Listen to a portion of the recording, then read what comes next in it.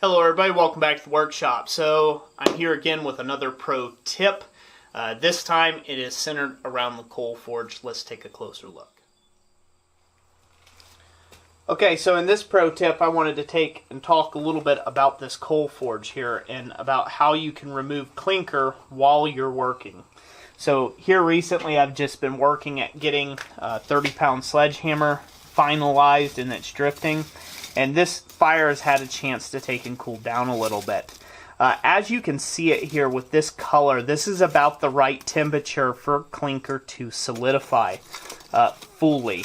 Now, you want to watch to not do this too cold, otherwise your clinker will get brittle and it'll just break up in the fire. And if you try to pull out the clinker too hot, as this clinker here, this clinker's too cold so it's turned brittle. If you try to pull out the clinker too hot, well, you're just up a creek without a paddle with that, because it's going to be gooey and it's just going to kind of just stick to the bottom of the grate, air grate and whatnot, and you can't get it out. So this is my method. I like to pull out the clinker like this. When it gets down to about this temperature, you have to go down along the side of your fire pot, if you have a fire pot, and you have to just lift and pry straight up.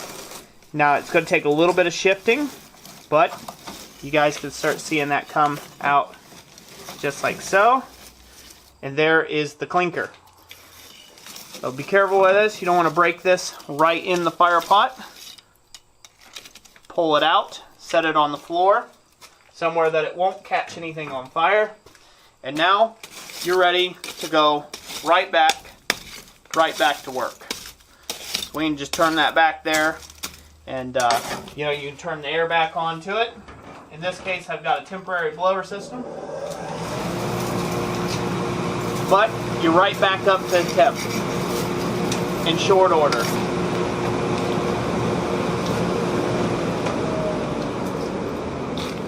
So now you can definitely hear the air come up. I've done a video on this in the past. I'll try to link that up in the cards here on pulling out your clinkers. This is just a little refresher course since I've been asked about it, and so it gives me another good chance to make a video here and show it in a little bit better detail. So that's it for this pro tip. Hope you enjoyed it. As always, God bless you. And without further ado, I'm going to get back to forging. We'll catch you on the next one.